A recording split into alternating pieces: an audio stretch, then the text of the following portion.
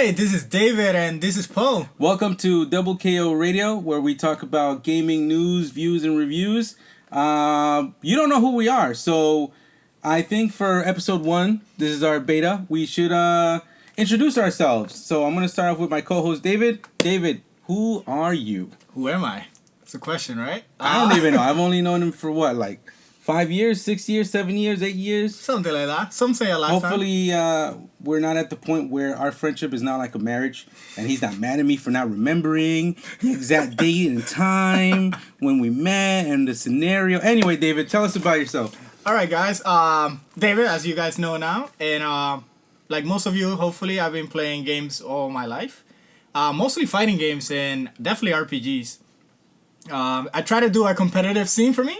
When I was young, going to the Chinatown fairs where the competition was really high there. And now I'm playing every day, every other day on my PlayStation in Overwatch casually with my friends getting body. But hopefully we gotta have some good insights from my perspective to let you know, guys, what I think about these news and games that we're showing. Now it's your turn. It's my turn? I think so. Hey, guys, I'm Poe. I introduced myself earlier. Or was it you that introduced me? I did. Don't take my shine. I don't even remember. That's my shine. I don't even remember who you are. Anyway, I've been playing games from a very young age. I don't know if any of you guys listening have ever heard about the Atari or the ColecoVision, but I've been playing video games since then. I had I upgraded to an NES, and I was on the side of the SNES versus a lot of my friends that were on the side of Genesis.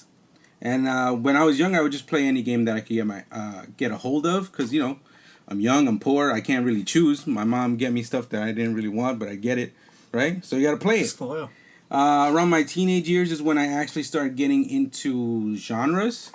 I started, like my friend David, I think that's one of the reasons we get along. I started getting into a lot of fighting games and a lot of RPGs and just a lot of. Yeah, I guess I would say, like, I like those genres, but I still played a lot of other stuff. Absolutely. And then as I got older, a ratchety old man, I really slimmed it down on because I think I can still play RPGs, but I can't finish them for shit. You know, we got jobs and families now, so it's a little rough.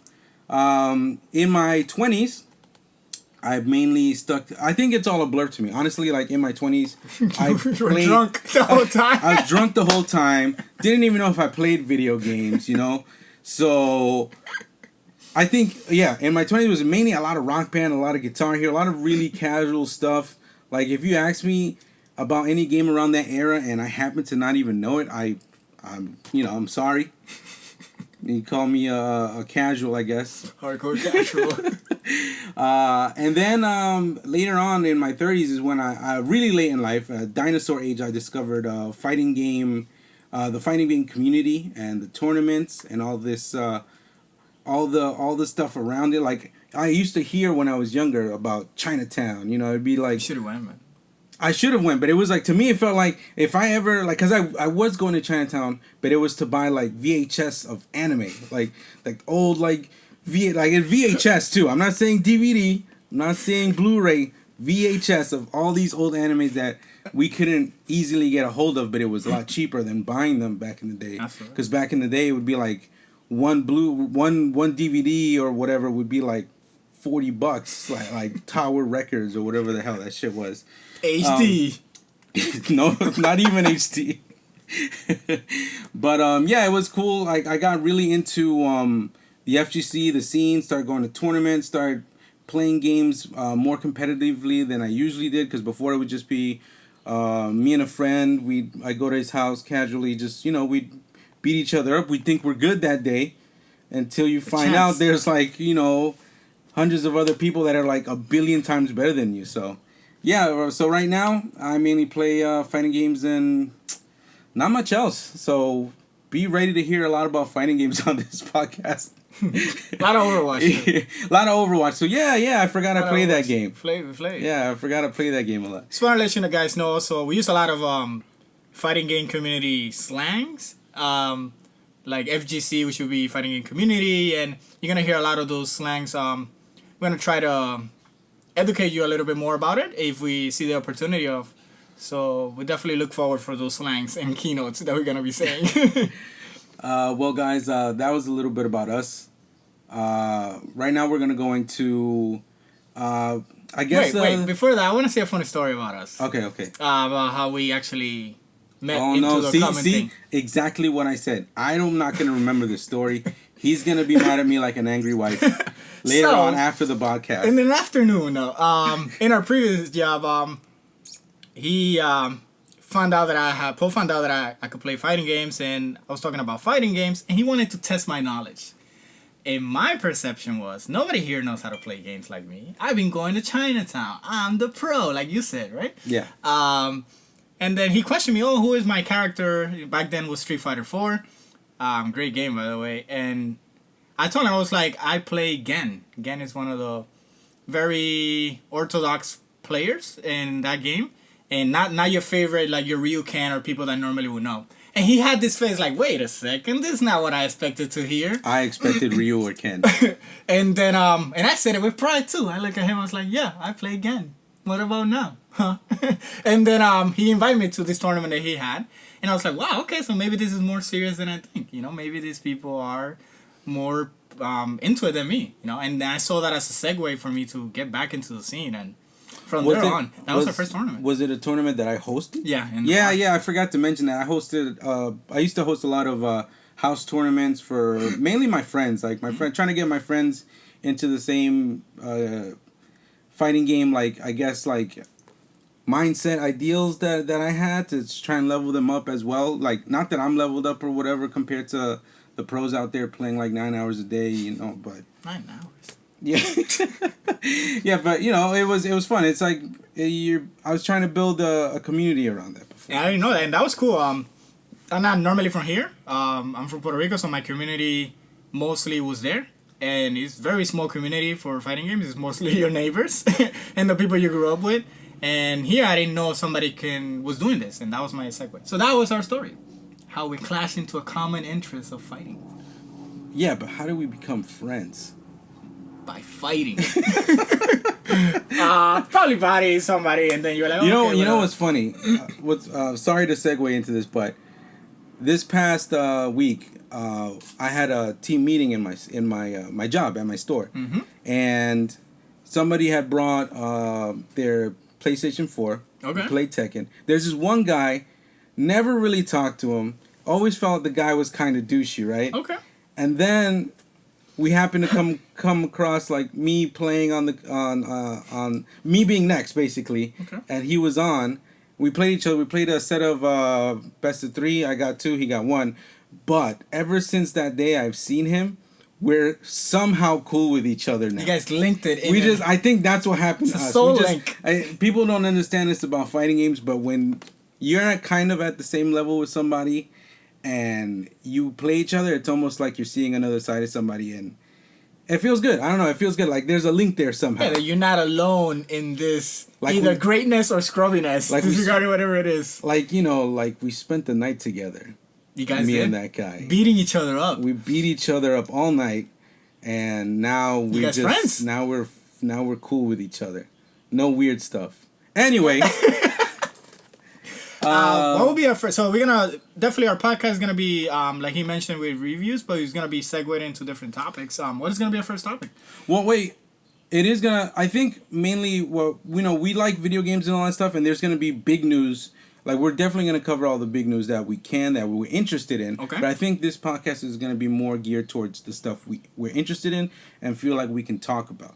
I don't think we're gonna be delving into like every single game, every release, everything. You know, podcast about game? I didn't know about this. So yeah, or maybe this could turn into a primarily Switch. Nintendo Switch based. No. We don't get me started. We're not ready there yet. Not comfortable with you guys yet to unleash my point of view on that. But yeah, we play a lot of Overwatch. I think the next thing we're gonna talk about is the recent news in Overwatch. Actually, yesterday, Doomfist was released. He's been a character that has been sprinkled in to the Overwatch community. Absolutely. lore wise, like teasing over and over again, like through social media and even through Jeff Kaplan's what are those called? The developer updates. Yeah, all those developer updates and exciting stuff. Yeah. But I think first I'd like to talk about the very important to the meta character changes that happened recently for Roadhog, for McCree, and for Reaper. I think I don't know if you can speak on that for a second. Okay. Let me pull up the stats. Getting the no statistics. Let me get the stats up. All right. No, I got it. So in the last patch, Reaper got his health orbs Buff. Removed.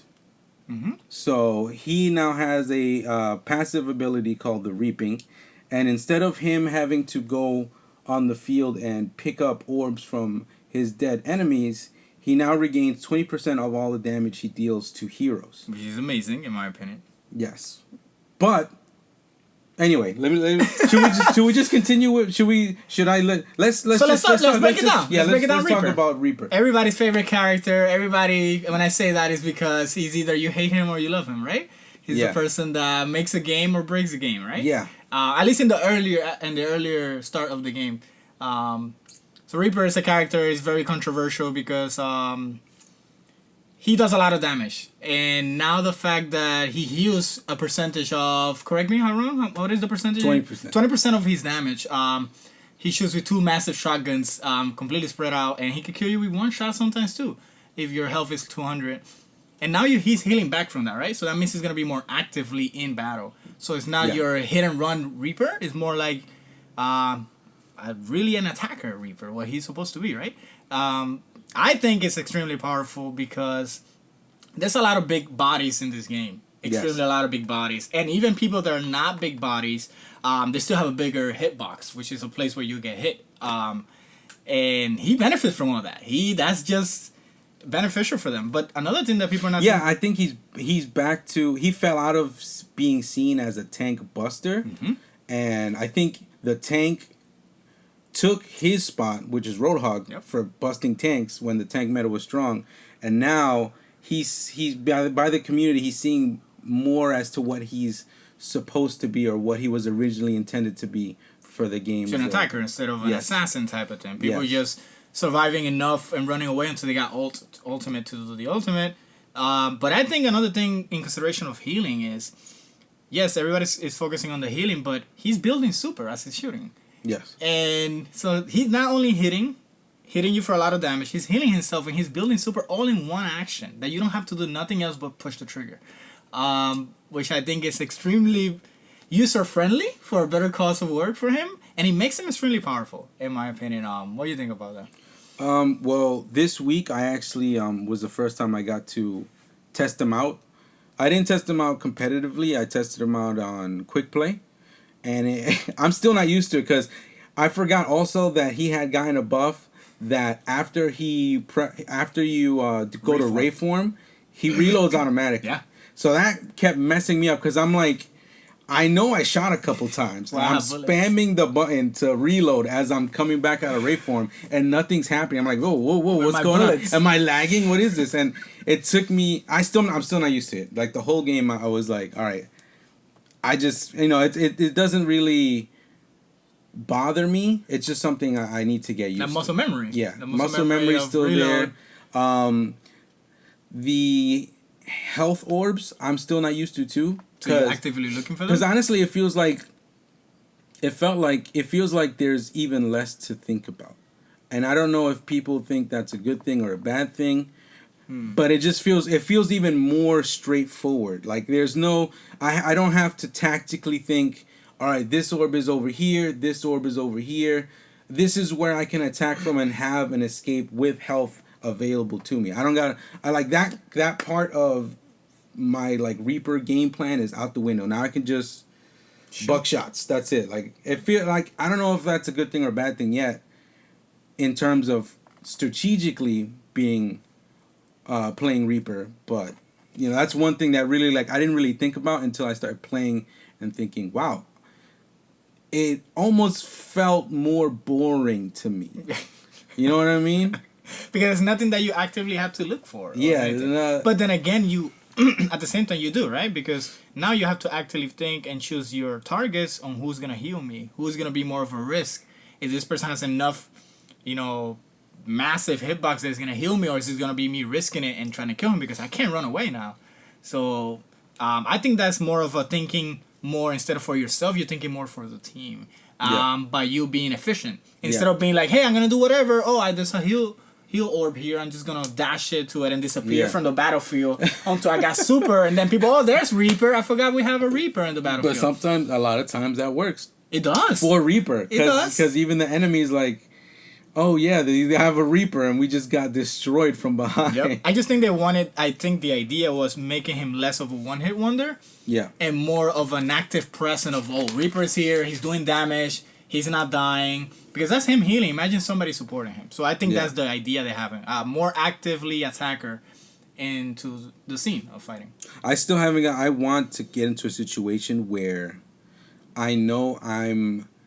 Like, let's say Zarya has a Graviton, and I'm there, and I'm Reaper, and there's, like, 4 bodies I can just blast pellets into, and getting all that health back to see how invincible I feel.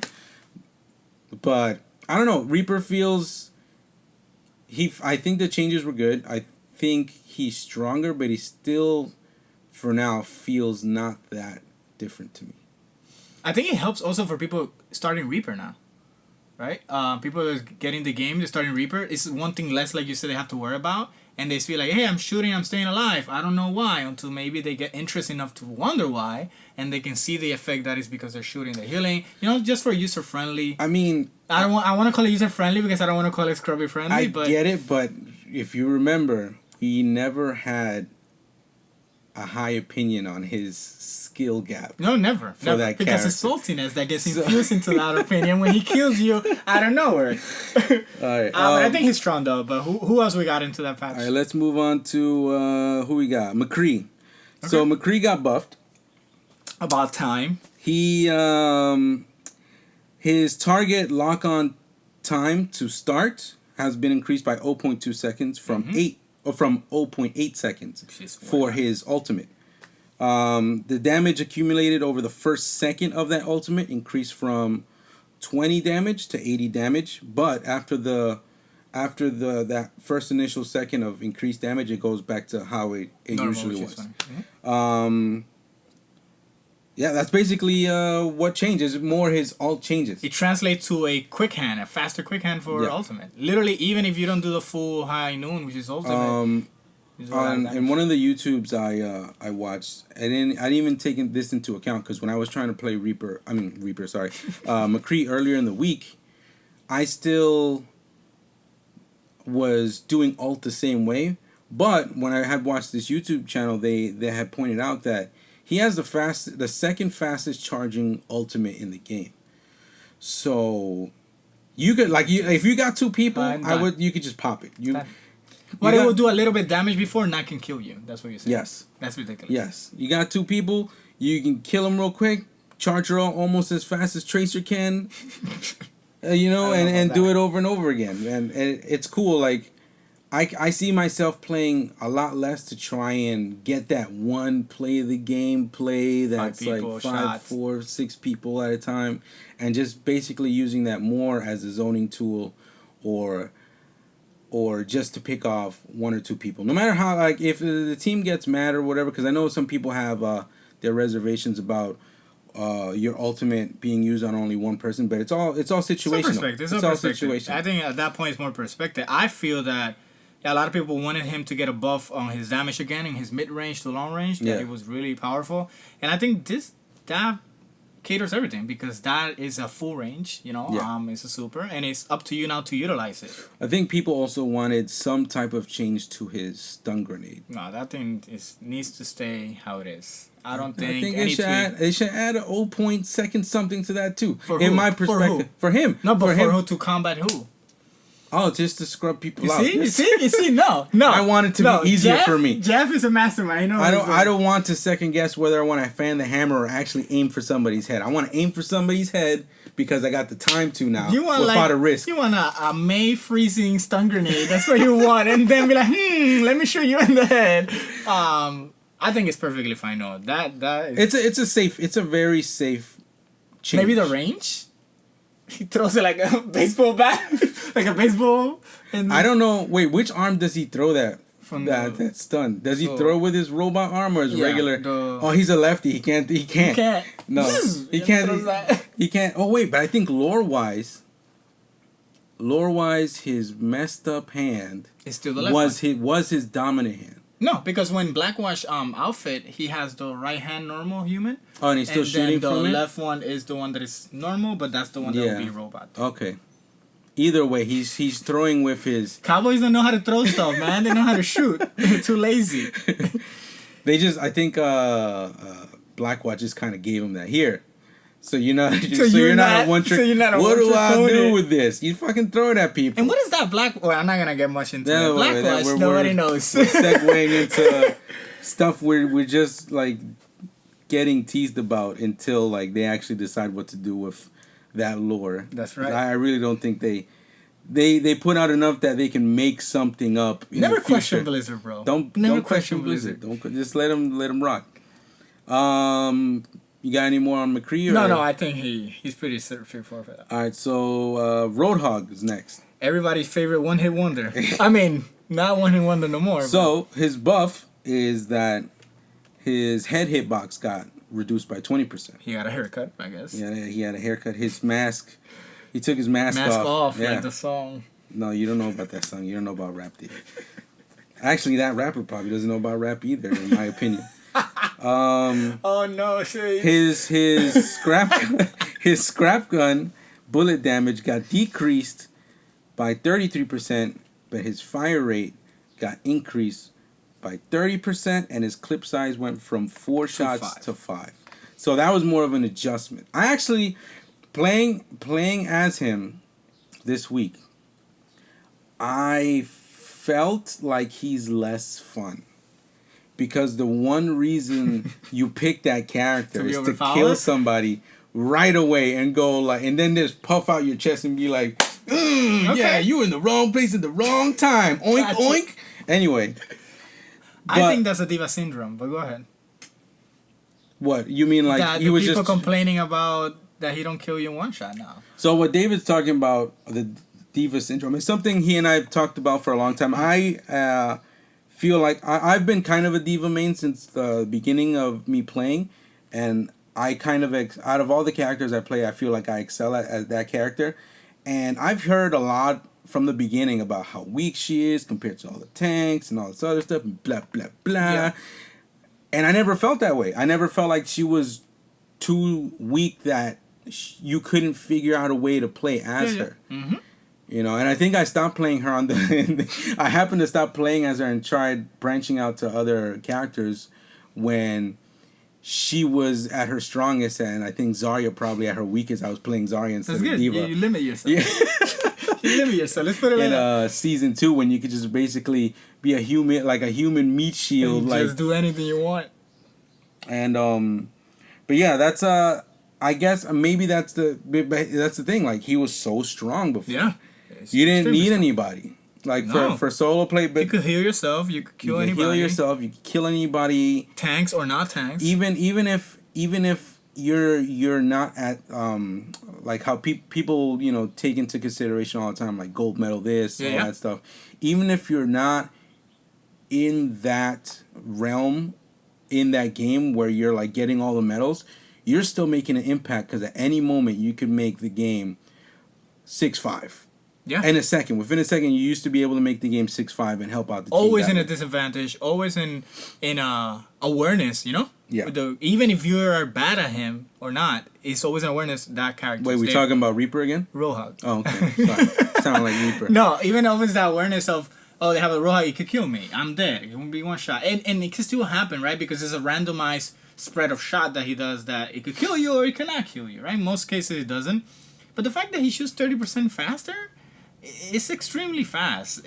It really shows that it shows extremely fast, especially for long range. You know, normally when people try to kill Pharaoh with Roadhog, it was possible because of pellet spread.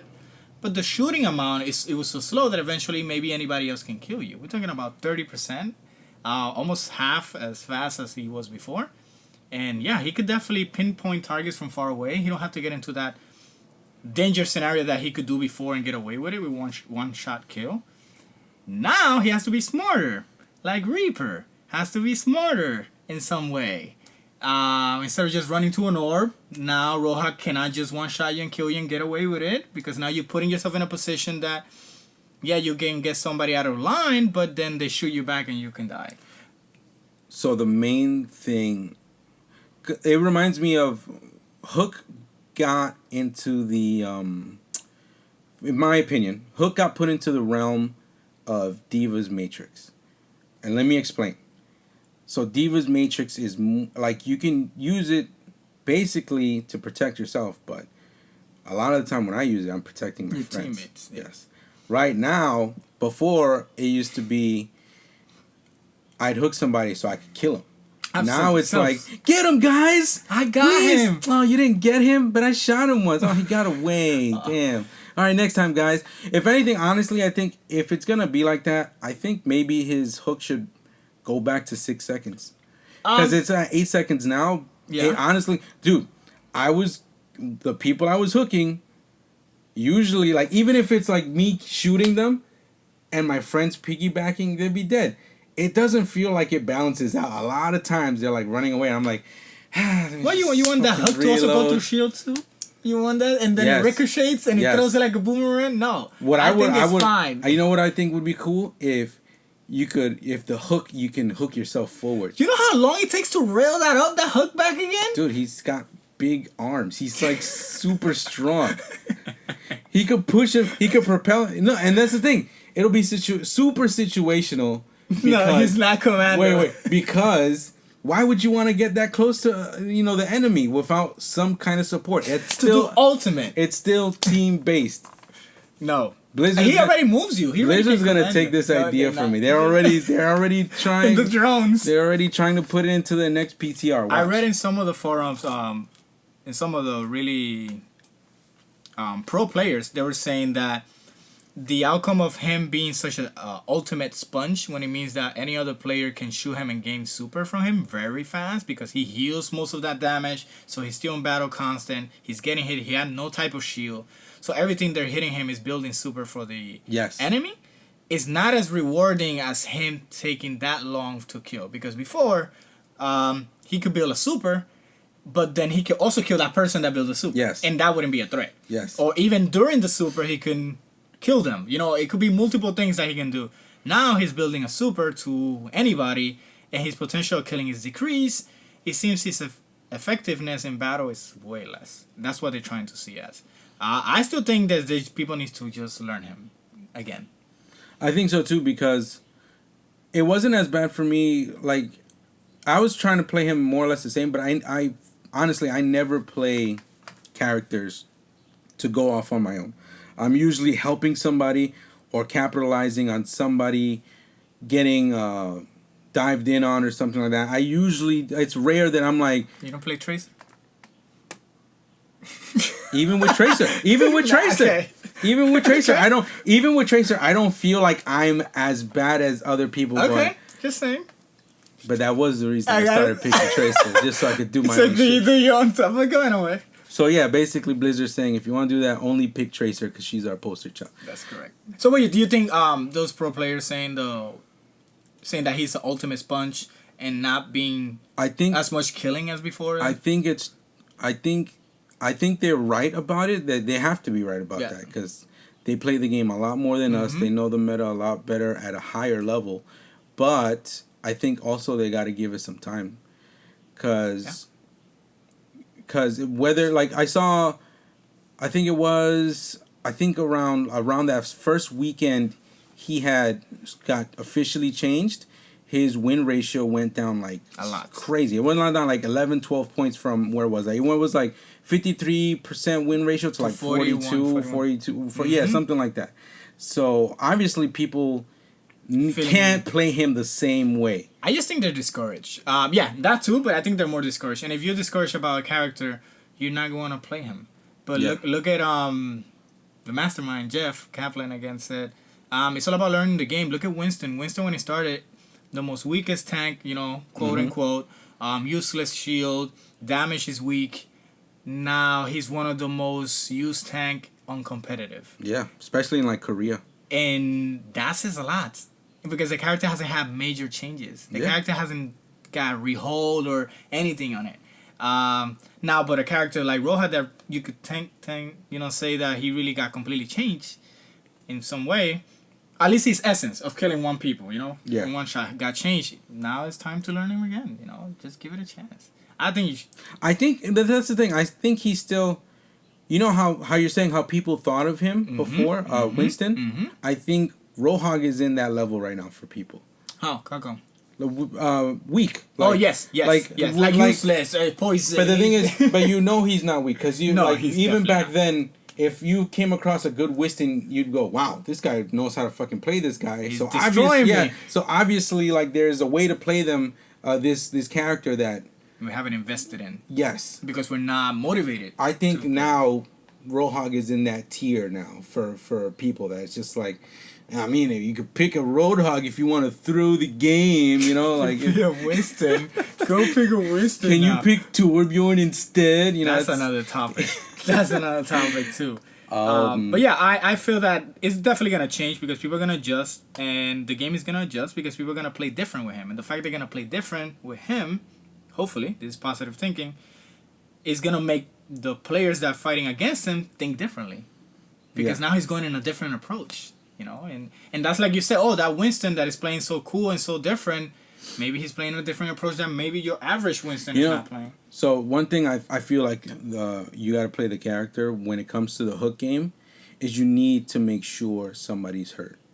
You can't just go raw hooking somebody unless you have somebody there to back you up and they know you're about to hook that person and they know your tendencies, like if it's a teammate. You can't go solo. Yeah, you can't because you're going to need to either pick off weak people like the other tanks need to. Like D.Va needs to do that. Winston needs to do that because of their low damage output. Now he's put into a position where he cannot just win straight up. And mind you, he can kill that one person, that one Hanzo, that one Tracer. But if he doesn't kill, now you're out of position. You're not helping your teammates. Yep. You could get killed in the process. Yep. You just build super for somebody else. Yep. And it's more losing than rewarding in that. And before it was like I kill somebody 5-6, like you mentioned, which is pretty cool. He's gonna be a character, unless they revert things off of off of long term. He's still bottom of the barrel, horrible statistics character.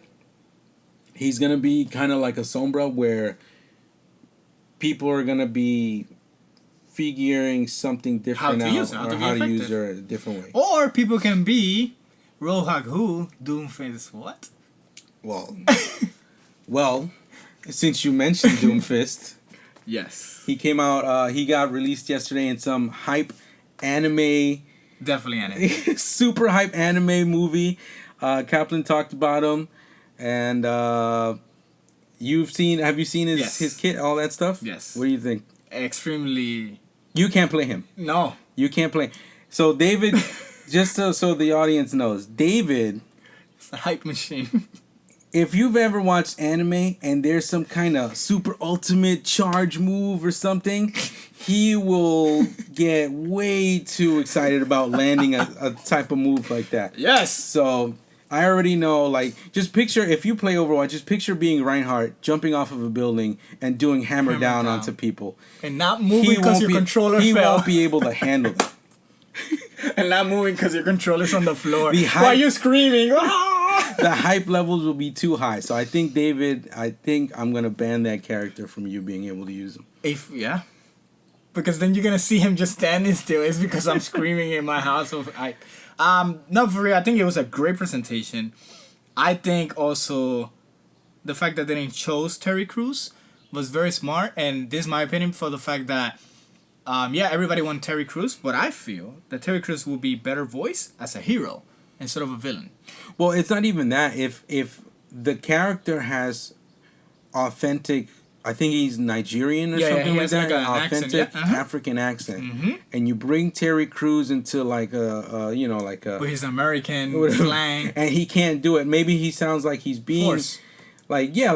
it just sounds terrible. Maybe they're like, all right, we need to look into somebody else who sounds more authentic. Correct. Because So maybe if they put like a new character or a hero, because not for nothing, you know, he's very explosive, very, you know, out there, and maybe that's a hero. You know, Overwatch heroes most likely, most of them, yeah, are very cheerful, very, and well, the bad guys are very Maybe- edgy and very. maybe he could be that Hammond Oh no, monkey the little. healer that was Oh, supposedly was it a dog? Wasn't it a dog? No, it was supposed to be like Oh yeah, from the space from- colony. Yeah, from Horizon or whatever. It's supposed to be I somebody. hope he's not the monkey. I'm just letting you know because the threats are gonna go on. Oh no, yeah, And, borderline racist, yes. like offensive Yes. things.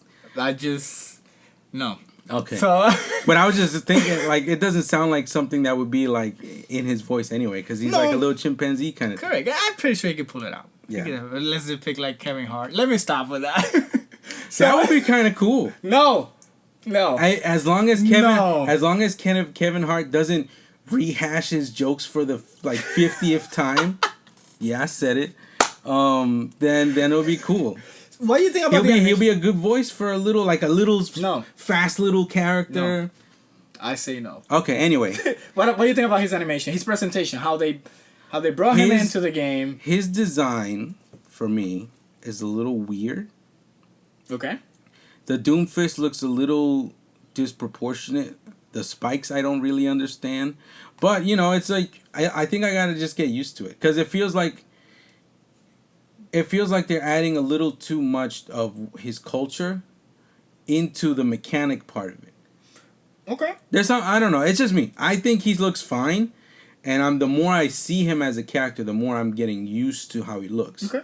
So it's a little But bit. initially, like when I first saw it, I'm like, there's something about him that doesn't fit. So, for me, I see it more as a Blizzard design, and Blizzard that character defines Blizzard, right? And when you're talking about the over proportion things, but when you look at Torbjorn, being a dwarf that he That's is, fucked up, dude. He's just short. yep, Leave but him alone. But being that he is, but his biceps are big as his head, right? And the weapons that he has are big as his torso. So he can't go to the gym? No, he can, but they're extremely. He looks like out of proportion in some sense, Yeah. and even the things that he's wearing, but they all fit well in a Blizzard type of way.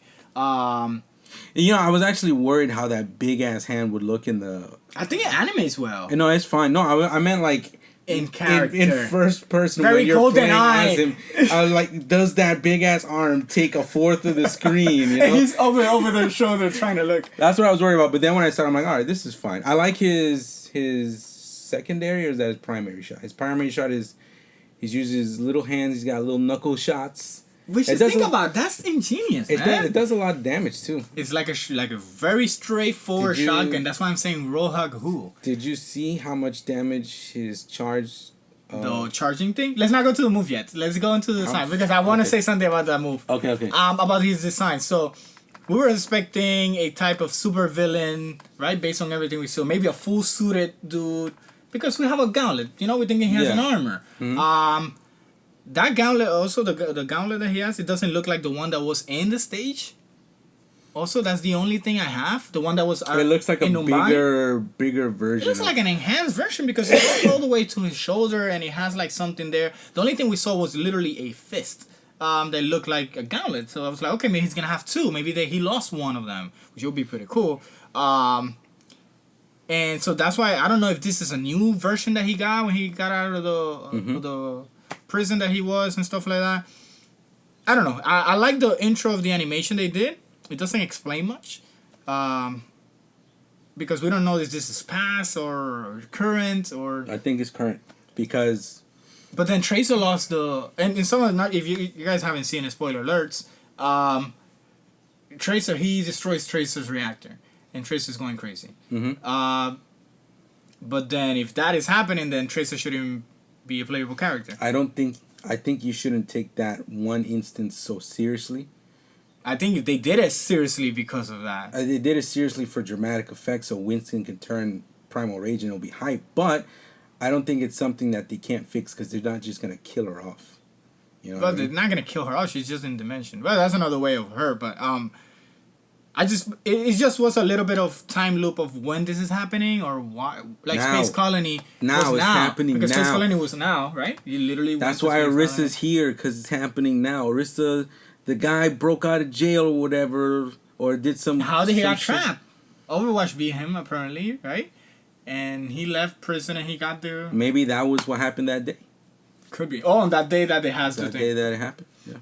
That could be it. But yeah, I like his design. I like the thing that they have because it reminds me of Orissa's maker. You know, the same thing, like little girl with the thing with the tribe. Elfie. Which I would love to see their interactions. You know, when they do ults and when they kill each other or whatever. I like his design. Yeah, none of that's in the player test room. None of that's haven't in the seen PTR. his skins, or not sure if they have skins. Okay. None of that stuff. It's just literally just him. There's no emotes, no skins, no. I really wish they have a full suit villain Doomfist. Very Blizzard. Honestly, very big shoulders, very exaggerated. When I saw his design, that's one of the first things I thought about. I was like, all right, so what else does he have? What does he look like? What are you gonna bring? What else? How do you sit? Yeah. How do you clap? I know. How do you laugh? I want to see those highlight intros so we could like, this is so stupid. And they take days to do. I want to see him do generic mundane stuff with his big hand, like scratch his forehead. That would be a big fall if you don't use his hand for his mode. He's using the big hand. Like they're gonna come out with like a emo pack of all of them eating something, and he's got like a bowl of cereal. In his hand, using his big hand to hold a tiny spoon on his regular hand though. Yeah, because you got more balance on his own real hand. So, anyway, his move list. Incredible. His moves are incredible, and not in a way I'm saying incredible they're OP or anything. I think they're incredible because it's pushing the game further. You know, the gameplay of it, and in a first person team based game. His mobility is incredible, and I like it because he's an up-close type of character. But he can link them together. Remember what I mentioned before? Characters having moves that will link one after the other, or they can be more powerful if you do one after the other. How Paladin does that. Not for nothing, but we actually mentioned that for a melee-based character. Yes.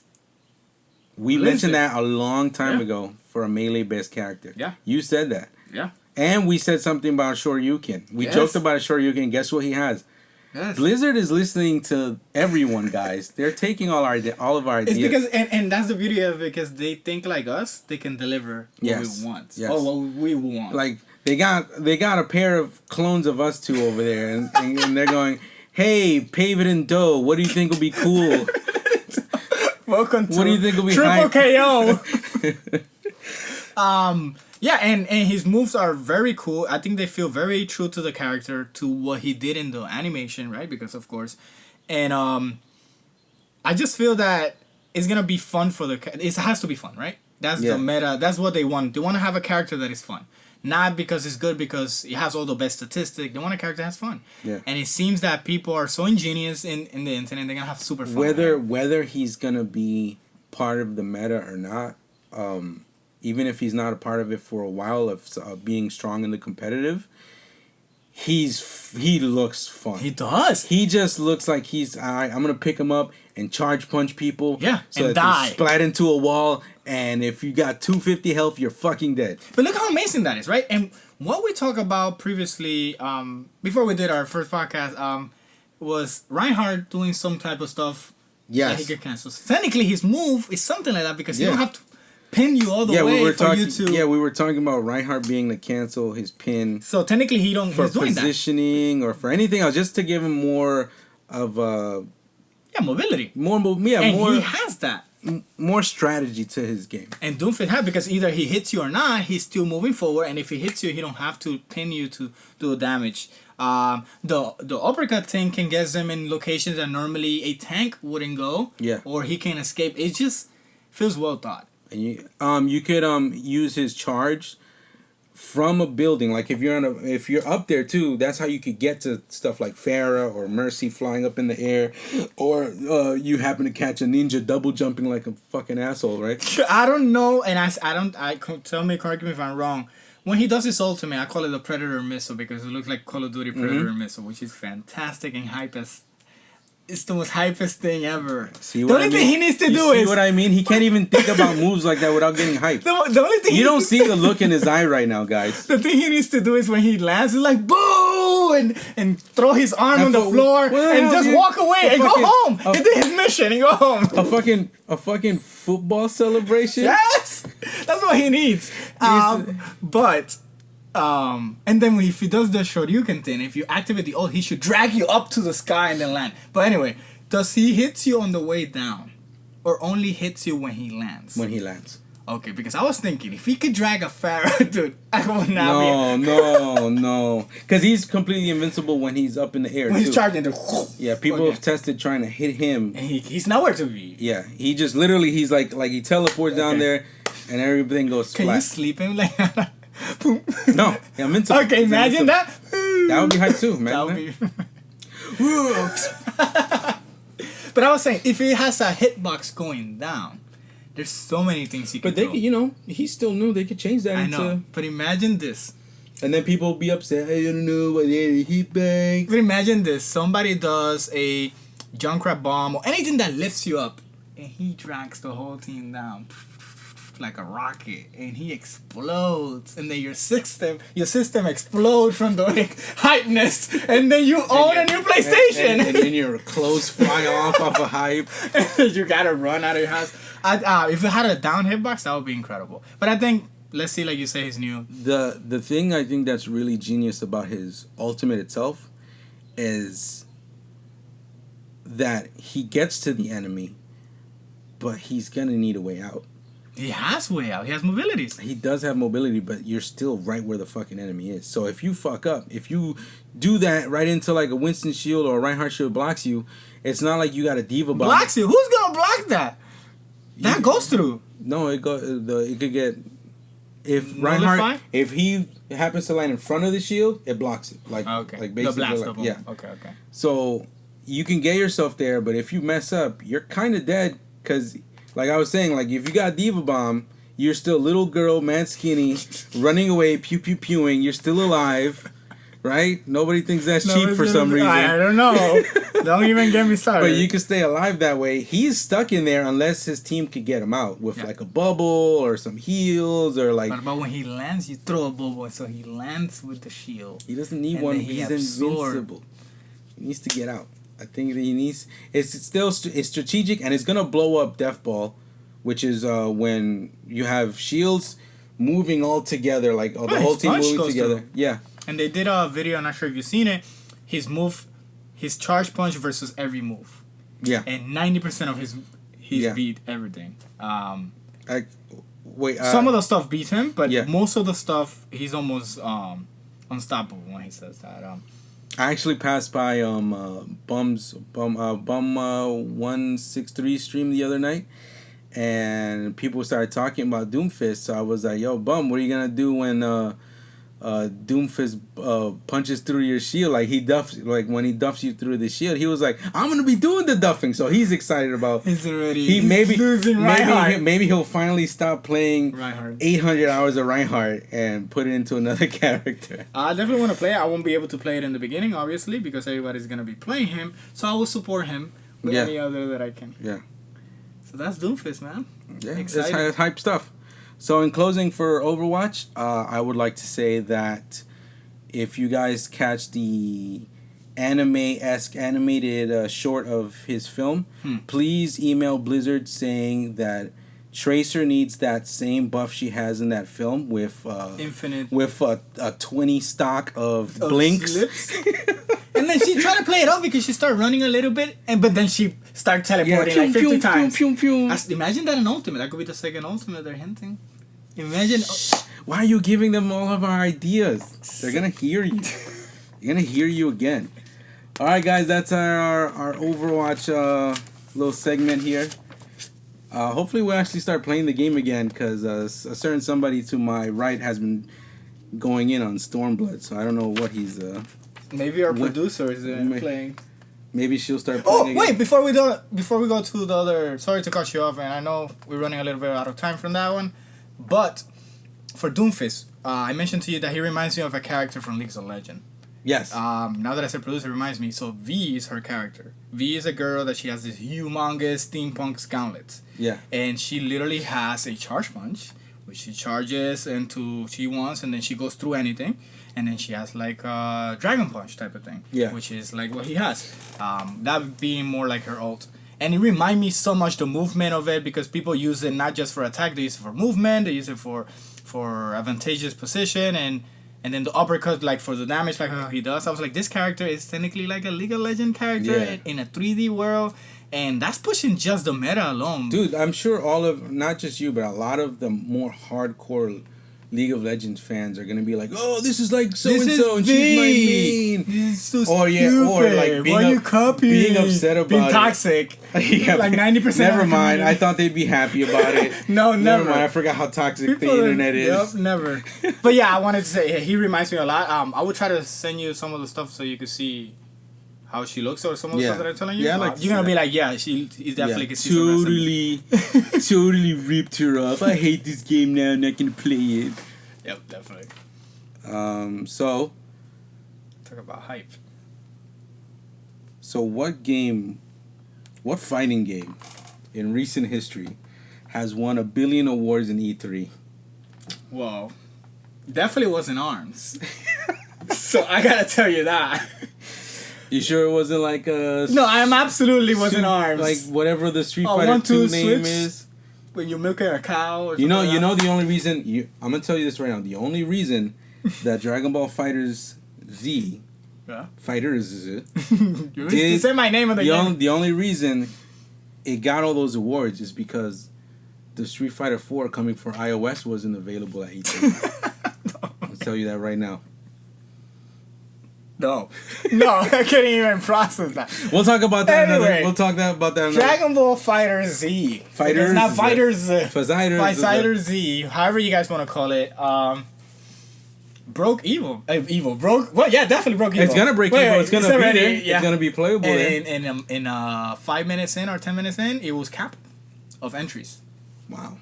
10 minutes, I think it was something like that. I don't know if it was that one or another game that's also gonna be an Evil, but there's 4 tournaments for it, all capped. I forgot completely which one. capped. Yes, That's gonna be. I think the stinky. cap is like 128 for each tournament. I think it's Dragon Ball. That's gonna be very odor heavy over there. But anyway, Dragon Ball Fighters. I think E3. Yeah.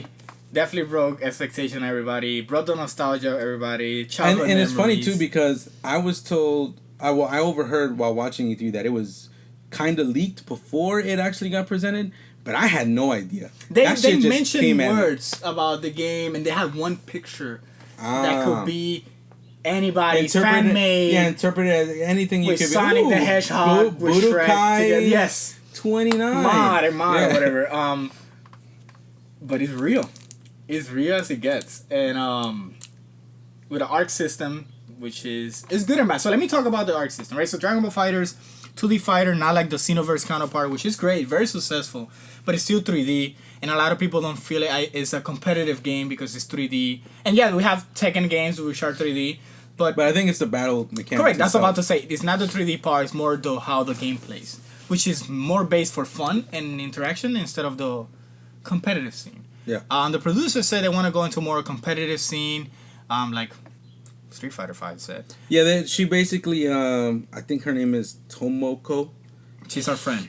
Hiroki. She's our friend. Yes, she's cool. Yep. She's saying, she said basically in an interview that she wants to please casual and esports fans. That sounds like Street Fighter 5 there, right? Basically, but Right? hopefully they 100%. do it a little better. Right? Hopefully they do it a little better. Gotcha. So, but Arc System, which is fantastic, I think is the perfect match for this type of game. I have some thought about it. Arc System is a fantastic and very complicated type of system. Arc System is the people that have developed games like Guilty Gears and Blaze Blue. Blaze Blue, definitely, which is one of the more complicated also. But it's not an easy entry to the game. If with all the tools they give you, with all the resources they help you with tutorials, it's not those 5 seconds I'm doing something type of game. Yeah. No, I remember because when I tried to get back into Guilty Gear after so many years, like I felt even with such a robust tutorial, I was definitely overwhelmed. Yeah. And this is nothing toxic I'm trying to say. It's more of an awareness of it. So the arc system like you mentioned, even if you do something that is easy and flashy, because you know the game shows you already that there's so much more, you feel like you're doing nothing.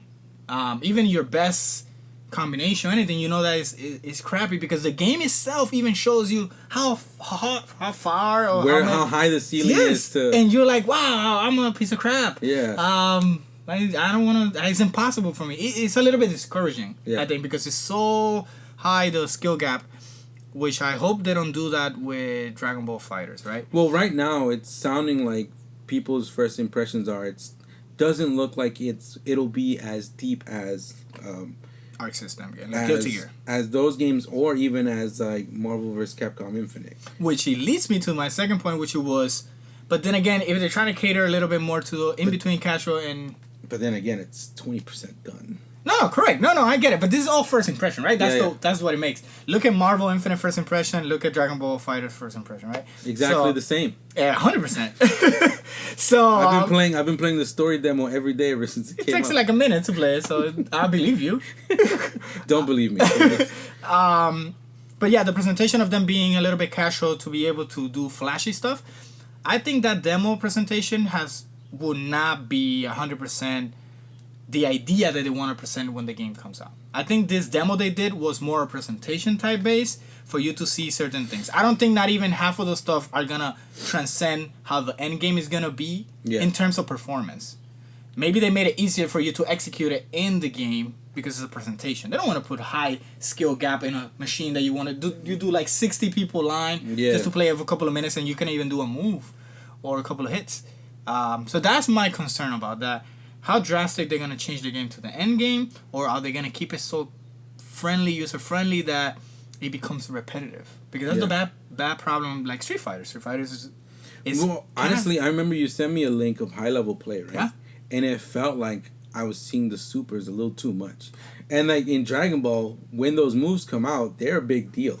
Like they're like, oh, he's doing like Gohan's level 5 ult or whatever. Like, oh, his father came out. You know, like you see his father come out again. Yeah, it's just like, okay, Dad, this is my fight. Dad, come on, man, I got this. But stop calling me then. But you don't think that is more. I'm trying to be dead here.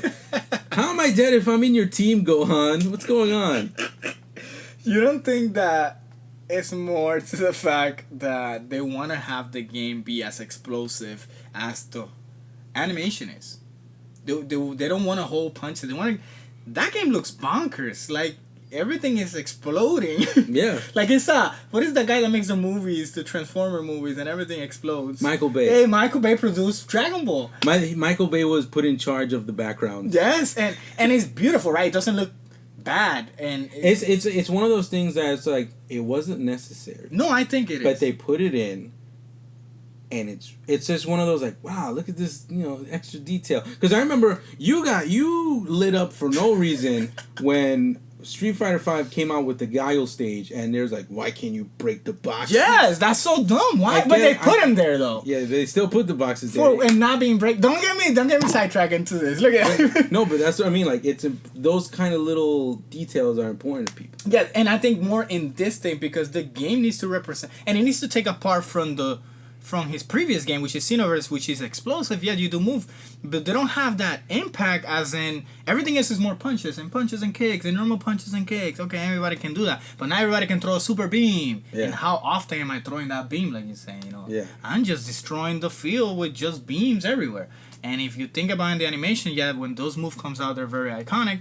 But even before that, they're destroying the whole field. They want to keep it that essence that an epic battle is happening. Yeah. And I feel, and even in those little trailers, craziness is happening, and even if you win or lose, I still get the feeling like I would really like to play this game. Yes, I just feel that it's gonna be a little bit, at least from this, a little bit repetitive. Once again, You see the same combos, and I get it because it's still early in the stage. But it's because of the system. What more can you do, right? Yeah. They have a grab. Not sure if you know. When you grab the character, they do this multiple hits. They launch him and That's then they chase him. Dragon Rush. Is it Dragon Rush? I guess you could do it in the air too, which is great, right? It's great for anybody that doesn't know the game can do it. Look, I did stuff and I punch you. But then again, if that is what the game is gonna be revolve around, like the dust, like the launcher for Guilty Gear, then we're gonna see it all the time. Yeah. And apparently right now the auto combos, like there's auto combos in that, just like how there's auto combos in like Persona 4, and now it's Marvel vs. Capcom Infinite, and for right now maybe even like those are here because it's not finished yet, or because they knew, like you said, they were presenting it to a lot of people. And I like, they do that Dragon Ball thing when they punch you and they chase you. Yeah. Great. Yeah. I like that. And I like that the throw break, I think, is ingenious. They do that whole clashing between each other. Yeah. That's great. That Dragon Rush thing is basically the throw of the game. Because there's no normal throws. There's still like command There's no throws. like I like to call it, they're very super powerful characters, but they want to do like a regular arm toss or something like that. And you're like, wait, what happened? But they throw a lot in they throw in the anime and in the manga. It's just, but how they throw you? They fucking launch you into a mountain, into another dimension. It's like we can't put that many mountains in every stage. We need to get rid of the throws. And now that you mentioned that, the stage, the transitions of the fight, it's so much rich details that they didn't have. And it's cool because it makes me want to see how many more stages, lore-wise, they can put in there and just be like, oh shit, yep, I'm here and I'm doing stuff and I blew it up like he blew it up. Whoa. Yep. Then another thing is, I like that the transitions are detailed, but they're fast. Because remember, they're keeping that. It cannot be too cinematic. It cannot be he's charging his Kamehameha for 8 episodes. Every syllable. You need a DLC to finish it, and then you're in the tournament like, okay, I got body. Can you finish? You know? Yeah. Like staring at your opponent, doing it. Like, and you can take a water break or whatever. Go to commercial, come back. And then he's like doing it like. And you gotta clash. The screen. And then you gotta clash. God. Are they gonna be clash into the game? No, I don't think there is. I don't think there is right now. We haven't seen them. I haven't seen any. Well, not right now. It's been. I think if there's gonna be clash, the best way they could project it is if you do a super that is a beam super and I do a super that is a beam super, they nullify each other. That would be cool. Done. Especially if it's like the same tier level projectile. If it's 2 versus 2, 2 versus 1. If not, then that's the type of clash. Oh, hits him. Done. But I think honestly, that would. You know how there were Hadouken fights back in the day, and there'd be guys going Hadouken. The sonar, there's always a sonar until one of them messes up, and then they get hit. There's no messing up if you're just spamming the little, because all it is you're pressing special for the little projectile. Which is something I never was a fan in the Dragon Ball games in general, but they always gotta be there because it's part of their culture type of game. It feels like that's the easiest way to put that kind of staple into the game. Like I feel that they didn't have to. They could have put those orbs, everybody throws them in between their combos. Everybody has a orb combo that pushes you back, and that's it. You know, like they do a combo and they hit you with an orb and you are full screen now. Everybody has that. But then again, some people just like if I had the option to just fucking press a button and there's little fireballs everywhere being annoying. I think that's something people... Honestly, I think that's a lot. Then you play Marvel Capcom Infinite. Yeah, if I want to pretend I'm like easy version of Morrigan. Yeah. Without having to cancel into other motions or anything, just spam a button. Then. So, and then the transition of the level 4s, I think, or level 3s, not the super max level. I think we see Majin Buu in most of the trailers exploding the earth and the whole thing changes, the whole transition stages. It changes, but it's still clear enough that it doesn't affect the characters fighting. Yeah. In the background, it's crazy, don't get me wrong, but it's still where you're fighting level. It feels separate enough to not affect it. Then once again, the transition is very quick. Boom, explode. It feels like everything is in fast forward. I don't even think that. I think it almost feels like they timed it enough where it's just like, all right, let's think about the timing here. How much of time should it take for this thing Exploding to the world. explode and for it to get back. Yeah. To explode the world. And we're trying to explode a planet here and then get back to the action. How fast can we do that? I don't know, like 2 seconds? Nah, 2 seconds is too long. Let's go 1.3 seconds. That's how we're doing it. Yeah, that's good. That's good. They're gonna nerf it in the next patch, which is great. And imagine we're doing, and then every character is gonna have an exploding world transition type of thing. You know, Yeah, I mean, Krillin can't. If he's in the game. Why not? When has he done that? Doesn't matter. When can? But then again, you can't even think about that because when can Krillin fight most of the cast, right? He can fight him. He just get fucked up every time. So then it would be a 2-second fight, right? Well, not based on Super, but 2 seconds. What, like 15-minute episode? Like 15. Yes, correct. No, what I'm saying is like the reason I'm bringing that up is like, what we're gonna have characters gonna delay the match like that? Is that character's gonna be picked because of that? Is it gonna be something's gonna be transition as in? You know, as something that gives you a breather. You know, you get me? That mental stage in a competitive mindset, is it going to be something that it's going to be always picked. Majin Buu is always picked because they're always going to have that transition. You know, I don't know. I think, honestly, there's so many, like, no matter, like, if it's in a competitive thing, whatever's going to be picked is because it's strong. If it's going to be in a casual thing, whoever's going to be picked is going to be because they're fans of that character. True. This is a big, we're fans of these certain characters. So once Arxis has whatever little 20-something roster they have, half of the world is going to be like, man, they should have put Gogeta instead of Vegito. Which he goes to, now that you say characters, what characters would you wish to have in there? Well, I want to make a list. I want to make a wish list. Sounds good. / what we think is actually going to happen, and then maybe when the game finally comes out, we can get back to episode 1, our beta, and see how accurate we were. So it's something we're going to look forward in the next episode for that? What? The wish list? No, we're doing it right now. All right, let's do it. Let's dive in. All right. So characters confirmed so far. Wait. Before we even do this, how many characters do you think the game can honestly put in? No, you can't ask me that. Because then it will be a Mugen fight. No. I'm saying, knowing the company, knowing that for the most part, every game they've put out, there's like 20-something characters. Alright, so if they're gonna do Z only, with a hint of Super. With a sprinkle of Super, most likely. Super, which is gonna definitely make me be one of those toxic trolls. Be like, whatever. Then I think it's gonna be 22 characters, but most of those characters are gonna be clone characters. We're gonna have Kid Goku. Wait, but why would it be? That's a low number. Yeah, 22. The reason I'm saying 22 is because... The thing is, I think the higher the number would get, the more clones you would get. The lower the number, I think the more interesting... But the reason I say it because it's still Z, not GT. So you're going to have GT Kid Goku, and then TB Dragon Ball Goku, then Dragon Ball Z Kid Goku. You know? That's why, because it's Z only, I would say around 22 to 24 characters.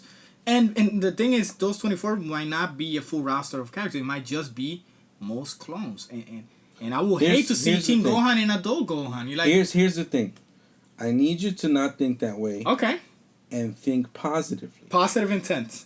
Think, hey, we're Capcom. No. We're making Marvel vs. Capcom Infinite. We're going to give these guys the best possible fan service. Then I wake up from my dream. Then you wake up with Methadone Dante inches away from your face. I think then asking if there's any leftover pizza in the refrigerator. No, Dante, no. Then I think so. Let's go for 24 because I think it's 24 is healthy because most of the Arc System games don't go higher than 20 something characters because they're very. But because this is a 3v3 game, I could see it going to 32. But 24 is safe. That's very smart. Yeah, that's very true to say. But think about it. How much is 3 times 24?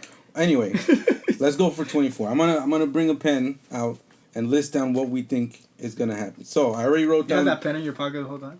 Where the fuck am I gonna put a pen, David? Where am I gonna put a pen? Under my man boob? Under your Batman belt. All right. So first confirmed characters released are Goku.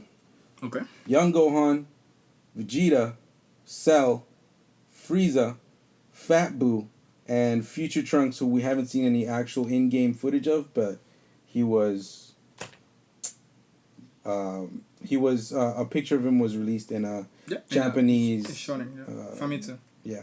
I gotta give you the little slow clap because you say young Gohan and not teen Gohan because he wasn't a teen when he was there. Push his glasses back. Okay, Ding. nerd. Yep. So, all right, so we got 7. So we need 1, 2, 3, 4, 5, 6, 7, 8, 9, 10, 11, 12, 13, 14, 15, 16, 17 characters. 38. 17, 38 characters. 38 characters would be amazing. Mario was gonna have 38 characters, right? No. I think they're going to have 4. in the 20s. Anyway, but unless you want to, Yeah. buy DLC for 2 years, then maybe you'll get a full Marvel type of. But they're gonna release the ultimate version. Stop talking about it. We're trying to get to these characters. All right, who do you want in the game? Who do you want in the game? Who do I want? Can I say who I don't want? Calculate in your brain, because we're making this list for both of us. Yes. Calculate in your brain, who do you want, And what the fan versus what the odds are of you getting that character. Yeah, definitely. So hopefully there's high odds for that, which I don't see it unless there's clone characters like I mentioned, will be the adult Gohan, right? Hopefully you want that one. Yeah, but I don't know if he's gonna be there because we already have a young Gohan. What if he's But like, then that's a clone. I hate clone characters. What if? But he's technically. It's clones. Hold on. He'll have more. That's why I get it. He'll have more or less the same moves, right? But maybe they'll add something to Mystic / Ultimate Gohan. Okay, so let's put Ryu, Evil Ryu. Yeah. Come on, it's clones. So do you want him or not? I do, but I don't see much happening because we already have young Gohan unless they go with the route with clones. Then and why even mention him? Because he's my favorite character. So you want him in? But I wish we had adult Gohan instead of young Gohan. You want him in or not? Yes. Well, fuck him. Look at me in the face. I can finish. What am I writing him as? What happened? Just adult Gohan? That's the first one. Yes. Adult. I have. Honestly, I'm a bit of a Gohan That's good. fan as well, so I do not object to that name on the list. It would be cool having the Piccolo on training Gohan with the sword in the back. When he went to training in the forest and he had to cut the dinosaur tail. When he was really kid. When he was a little. That was really cool to have a Gohan like that instead of that young Gohan or whatever. And I get it, that young Gohan is iconic and everybody loves him and shit like that. But if they're gonna go with that type of clones, I would like that. But no, that's not honestly, you're saying no clones, but then you keep bringing because up. I know the Dragon Ball history of games, dude, and they always do this. Don't. So it's completely different, like a complete new. Yes. Thing. Okay, yes. so we have adult Gohan. We definitely have Trunks already shown there. Future Trunks, yeah. Which is pretty cool. I wish we had the Future Trunks from the Cell Saga game, which he had the longest hair.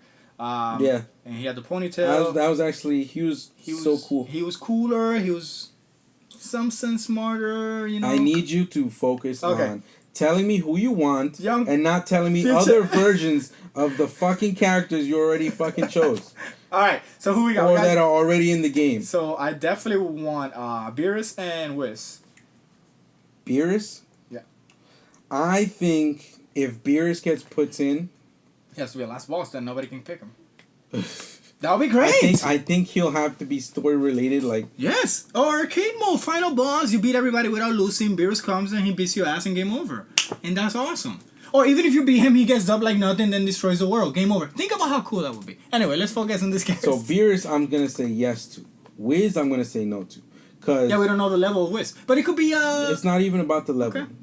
That character hasn't done as much compared to all the other characters in the because you think about it. Don't get me started, bro. Hold on, you think about it.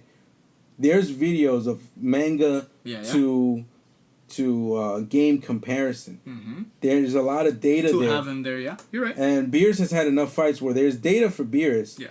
I think Wiz needs a little bit more. Yeah, it's true. More development for that character to come in. Even though they haven't. Even though it's an amazing, I would love that. And even though they haven't seen it, but it's a 3D game, which is it doesn't. It's just their own perspective of how he would fight, not something concrete on something other than one iconic move or two iconic moves. You got it. You're right. I would love to have. Let me see who else. 17 or 18, both of them has to be there. Let's put both. Yeah. Because I honestly. But if you really ask me, I would love to have Super 17. Super but then again, 17. it's GT, but we're not gonna have that there, so I'm not even gonna put that there. So regular 17 and 18. So Android 17, Android 18. You think there should be a cluster of androids? Like have all the androids? I think those two. Yeah, for 100%. now are good. No, but your opinion, you think that having Cell, the 17, 18, the 13... I think by the third game, we should have like 50 characters in there. Okay. But for right now... Those two would be great, right? Those two would be great. Would be fantastic. I think now... Okay, never mind. Yeah. And 18 should have a move where she like throws her baby or something at somebody. So that's, I was going to try to dive into that, like as in... But we're not going to go and focus on why the character is there. You could. Okay, because then it could be the good 18 or it could be the bad 18. Because the evil 18 was ruthless. The one for Future Trunks. Yes, well then that could be it. That could be the one. She was ruthless. Yeah. She fought more than the one fought in here. Yeah. That's why I would think. That's probably where the time frame they would choose it from. Yeah, but she just fights. Because she's more badass. And she's doing more stuff. She's doing all this stuff. And correct, there's less more of in the future than what she would do. And then 18, the same thing. 17, would it be the same thing? Would it be the evil one, or would it be the one that's saving animals but doesn't care? Wants a yacht. Spoiler alert! Saving animals but not caring if the planet explodes. The universe explodes. Yeah. The planet. He can take the animals to another planet. No, but me and the animals would be such a bad writing. Such a bad writing. All right, so you got 4 people. Yeah, Gotenks and Trunks, or you want Gotensku? Gotenks. Okay. And so it would be cool. I think he should be just like how Goku, like for a super, he turns level 3. He can already be either his regular hair or already level 3, but then Super Saiyan level 3, whatever, with the big hair. Because he has the little hair. Yeah, Super Saiyan and then Super Saiyan 3. But then there's like, but he has it like, it's not Super Saiyan, but it's still black and purple. So he has the black and purple regular. Yeah. And Super Saiyan and Super Saiyan 3. Yeah. So you want him to be Super Saiyan starting? No, I want him to be like regular and then black and Super purple Saiyan 3. starting. Yeah. Okay. But I think for me, he's gonna be one of the characters. He's on my list. Like he's one of the characters I really want there because he looks like there's a lot of shit he can say that's fun. Yeah, and the animations of him, the animation for Super will be fantastic. Yeah, will be fantastic. And he's literally like it's so good. That character's so good because he's literally like let's say you let a little kid beat you in a video game when and he's super powerful. And he's super good at it. The little kid's popping off. Yeah. Like he's amazing and all that. That literally feels like. And you can do nothing because he's good too. Yes, so. but the thing, it's annoying in real life. Of course. But it's amazing as a character in Dragon Ball. And now, so it would be cool that they start without fusion, they fuse, and they start the fight. Yeah, like the intro we fuse on high, and then they. That would be good. And they start, yeah. That would be cool. The only problem I have with that is based on all these games and how even young Gohan limbs are, they're really short. Then he will be something like that too. But he has a different enough moves that they don't have. Like he has true. He has a lot of projectiles, ghost, kamikaze, galactica donuts, shit like that. Like he's gonna be fun to look at. Now, if you ask me, what I would like adult Gotensku. Oh my god.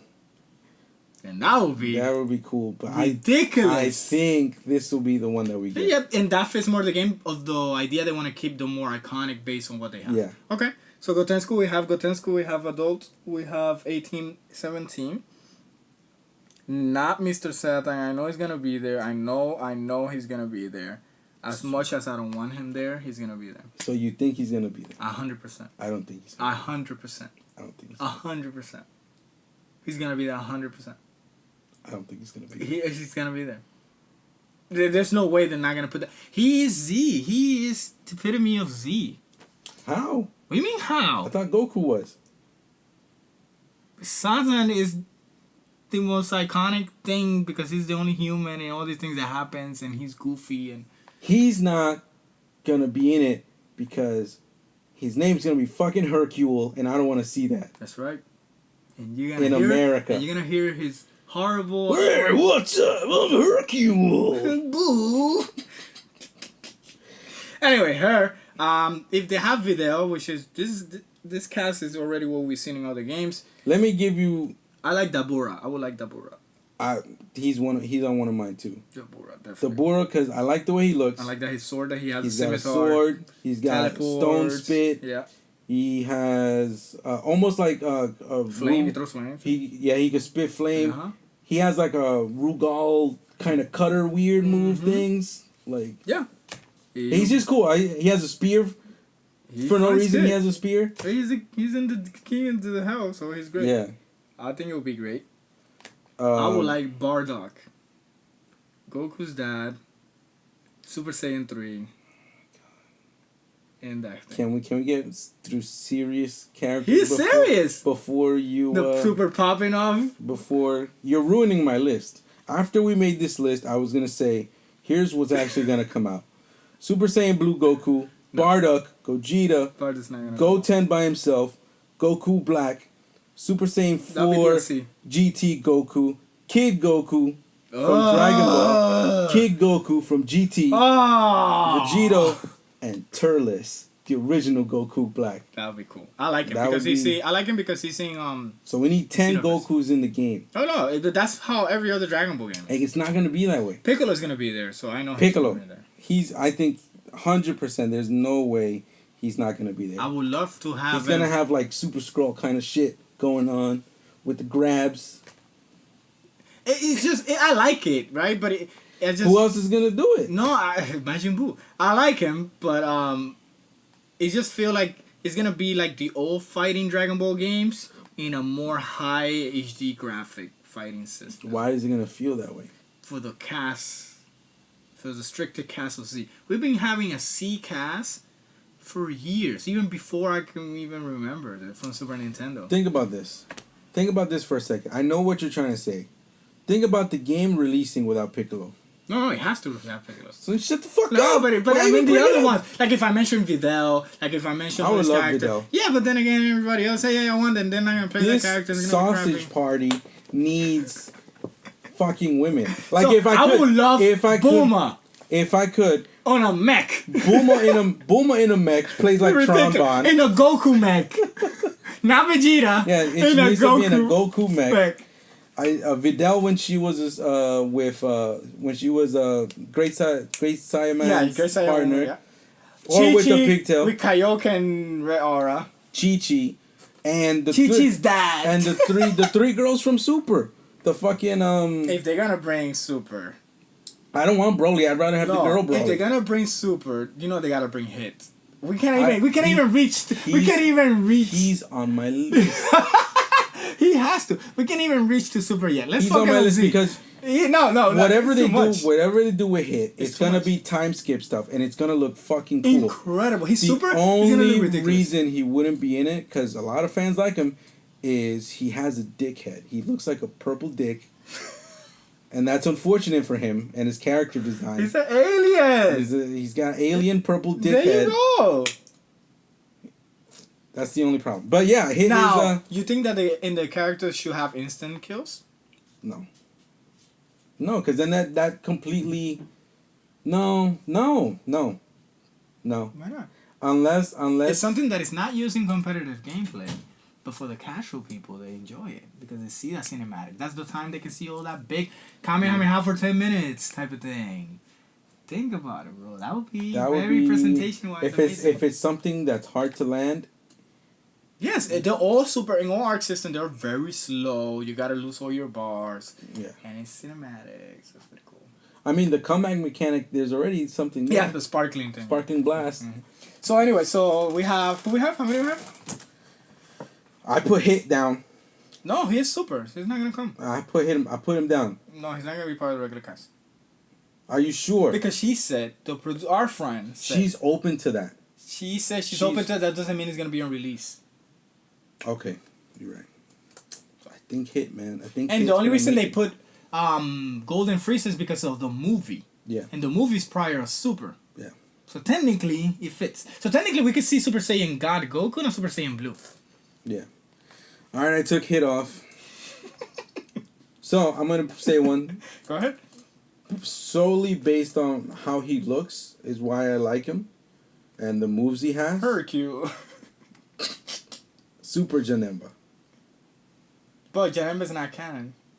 So he's still in the movie. You put movie people in there. But that movie's canon because that movie transitioned to Super. I don't care. Okay. I want Janemba. I'm trying to lazy. And then I will be like, I'm gonna go, well, bring Goku from Xeno game, whatever. How much long you think they got till Broly makes it in? But Broly has to be He's still in the movie. He's in 3 crappy movies. And very crappy. At least Janemba, he's got a cool sword, but it has dimensional cool animation with a yes, he can teleport like just his limbs to you or whatever. So him and Piccolo can do a limb fight. He technically could also have a stretchy command grab. Yeah, absolutely. He's already in Xenoverse, so he has a lot of moves. Yeah. They look like. And they don't really need to pay somebody high-end money to voice him because he can't fucking talk. What if he has the most articulated British accent? That's not canon right now, so... So Janemba, I like Janemba, but then if you have Janemba, you need to have Gogeta. And Gogeta is in... You don't need to have him. I think... No, you don't need to have him. That's like having Cell without Teen Gohan, without young Gohan. Wasn't that Vegito? I'm confused. Vegito is with the earrings. Sure. Gogeta is the fusion. Yeah, okay, so that was Vegeta. And that guy is like a mythical unicorn now in the Dragon Ball lore. I don't want to put him in. I don't want to put... people really want that character too because they want something that's fucking cheap as fuck. I get it. But... Janemba. And I'm pretty sure... This thing needs bad guys. That's what I'm saying. I'm pretty sure they want to bring bad guys, but I hope not. They don't bring those robot bad guys. They take like half of the screen. You know, the ghetto type of mechanical robot thing. Yeah. They're very crappy in every single way. I hate them with all my guts. I hope they're not there. And so Janemba's good. No. You don't want him in the list? I do want him, but I know he's gonna be there. Oh my god. I'm gonna have my own separate. Because then you gotta put Vegeta. You don't have to put him. You don't have to put him. How are you gonna put Goku not Vegeta? You don't have to put him. So you will put Goku and not Vegeta? What are you talking about? I'm asking you, will you put Goku and not Vegeta? You can't put Janemba without Vegeta. You can. You can, because it's not canon, but you can put him in there because it's a fucking video game. So put Fat Janemba. The one that takes the whole screen. Yo, Fat Janemba could have a move like Darkheart, what's his name? Blackheart.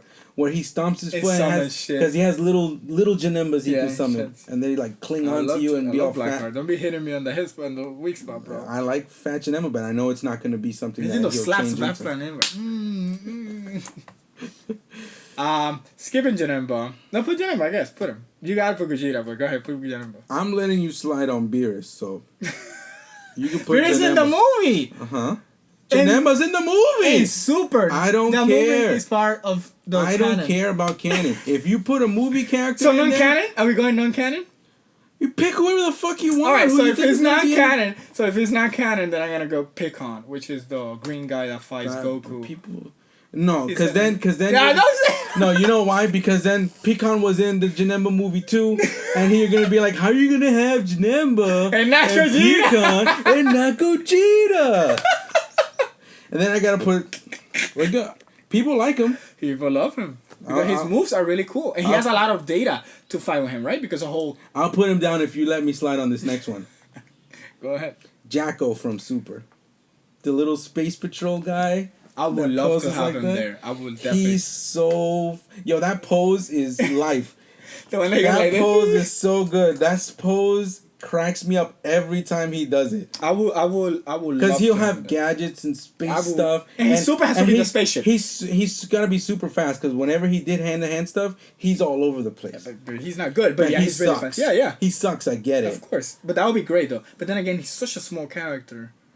They could make him for the game as big as young Gohan. It wouldn't look weird. Okay. What about Tien and Yamcha? Tien, I think, could make it. I don't know about Yamcha. Yamcha, I think Tien is gonna make it. And Yamcha too, probably. And Master Roshi. I think Master Roshi, yes, because he has that buff form. He's gonna be like Toon Fure from Fatal Fury. Are we putting any of those in? I think Roshi will make it. Guys, I hate them. I think Roshi will make it. I think Tien will make it. I really don't think Yamcha's gonna make it. That would be golly. Imagine somebody beats Frieza, whatever, go with her with Yamcha, bro. Wolf and Fist, bro.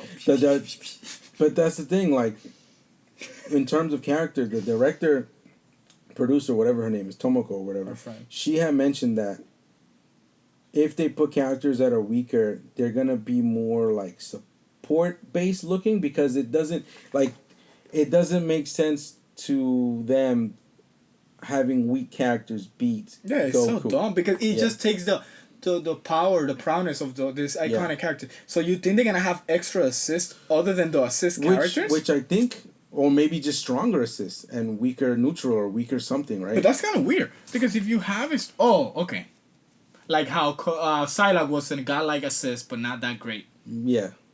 Gotcha. That makes sense. But the thing is, like, it's funny too, because like you think about the bad guys, right? And if you're thinking like really good bad guys, there's not that many. Like top tier. You have 3 series. So Raditz has to be there. So, he's shitty compared to now. Imagine him versus Super Saiyan Goku now. What's gonna happen there? But he was technically shitty back then. No, he bodied everybody. Barely? What do you mean he bodied everybody? Anyway. He bodied what? What was he alive for? Like 15 minutes? Like literally in Dragon Ball time? They even made a manga of him. Official. Because of how important the character is. Don't give me that look.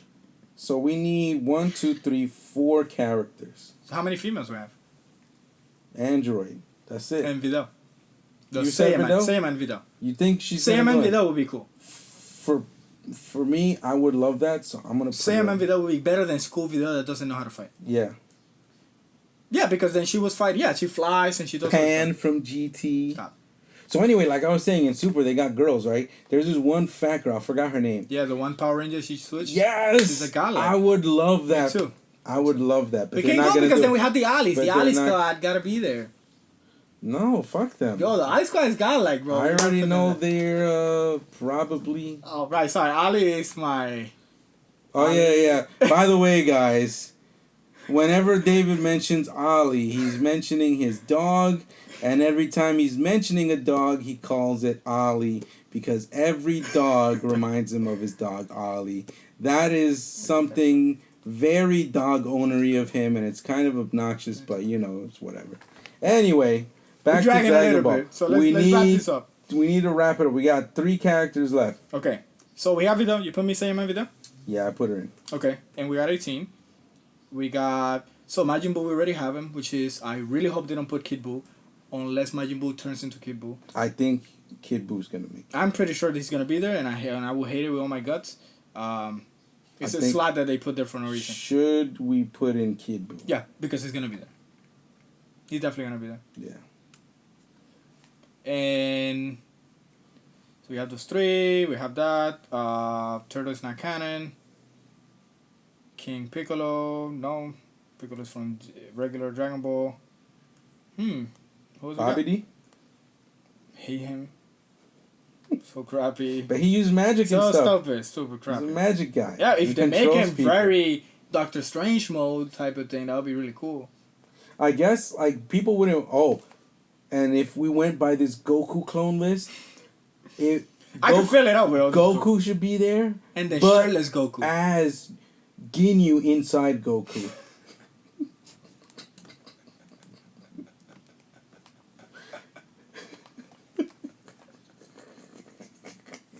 With the scouter. Oh, Cooler! Oh, but Cooler is part of the movie. Nah, okay. And he'll look... Wouldn't he... Well, he's brother. No, Frieza's brother. Yeah. Frieza's dad. He was alive for like 5 minutes too. What are they gonna... What references are they gonna have? That's why I said that the list is gonna be less because it's gonna be full of clones. Oh so let's fill it up with clones. We gotta fill it up with clones. We got Angel Goku and Angel Vegeta because they both die. I think that should be skin. My idea. Don't get there. Don't get in the skin. My idea should be anyone who's died can have that as Halo. a skin. That would be amazing. Anyway, that would be amazing. Please take that, Arxies, if you're that for some reason amazing. Watching our tiny podcast. Amazing. Anyway, 2 people, David. Who do we got? Doomfist and who we got? We gotta be clones. Oh, Vegito. Vegito gotta be there. He doesn't have to be there. What do you mean, Vegito? I'm putting Hit in there. No, Vegito. But Vegito, not for real. Vegito is Z. Vegito is part of one of the latest arc, which was one of the big ones. He has to be there. Vegito. But you think what's his kit gonna look like compared to Goku and Vegeta? Is it just gonna his kit, his like move list? He has his own set of moves. He has even a spirit sword. Oh my god! I'm putting Hit, and I'm putting How Vegito. you putting Hit? Oh fuck! We need one more. Vegeta's gonna be there. We have Gotensku, and we have Hercule. You put Hercule, right? No, if you want Hercule, then he'll be the last. Put Hercule. I know he's gonna be there. All right, Mr. Satan. Bam! That's our list. Krillin is there. Oh shit! We missed Krillin. So Krillin better than needs to be Hercule. there. Yeah, Krillin instead of him. All right, so our list is. Oh fuck, Nappa. You really want Nappa? I don't, but Nappa will be there. I don't think Nappa's gonna be there. Because based on all the other games, and even the one that they made for the DS, that was based on Arc System 5 stuff, Nappa was there. He was a grappler. If he's a grappler, that'd be cool. He was there. And Raccoon. No, Raccoon wasn't there. Raccoon was an assist. He was there. Vegeta was there. Adult Gohan was there. Trunks was there. Goku. Sopopovich. The wrestler-looking guy. Mr. Popo. With the Mr. Popo would be cool. I would have to main him. 100%. It'll be him, Yajirobe or whatever, the little cat, all like a 3-character, weird, Arxis, super difficult to use puppet kind of. Like how they had the Ken, the Ryu, and Kazuya cats from Street Fighter. Remember those? Alright, so. Alright, let's wrap this up. Alright, so this is the list. We got Goku, Young Goku, Vegeta, Cell, Frieza, Fat Boo. Wait, Young Goku. Young Gohan, sorry. Future Trunks, Super Janemba, Dabura, Gotenks, Jacko, which is not gonna make it, but this is like my heart wants it so bad. Pecan, who's not gonna make it. Roshi, Tien, Hit, who's probably not gonna make it, but I think fan service wise he's gonna make it. I think he's gonna make it. Vegito, who I don't want. Kid Buu, who David doesn't want. Hold on. Saiyaman number 2, which is Videl. Yeah. Who we both would really want. Yes. She's not going to make it. Piccolo, Android 18, Android 17, Beerus, Adult Gohan, and Krillin. That's the list, guys. If you have characters that you think should be in the game or think strongly that they're going to be in the game, hit us up in our... one of our many social medias. On our social medias. You can hit us up in our Instagram, our Facebook, our Twitter, and our YouTube that we will be uploading this to shortly at Double KO Radio. Thank you very much for sticking through us in our first beta show. Absolutely. We're actually if there's an issue with the audio too, like feel free to let us know any feedback kind of stuff, because we're actually waiting for a different kind of microphone to use. This one we really wanted to get the episode out so we could get the ball rolling. And any closing words, David?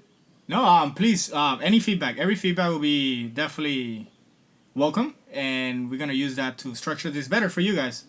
And we hope you guys tune in on our next episode, which we're gonna have next episode is going to be a 1v1. 1v1, yeah. We're gonna have Injustice versus Tekken. So stay tuned when it comes to graphics, when it comes to one-player content, future DLC content, all that stuff, we're going to be rating them, and we're basically going to see these 2 AAAs against each other. 2 AAAs against each other. Yep. And then maybe at the end of that, more Dragon Ball.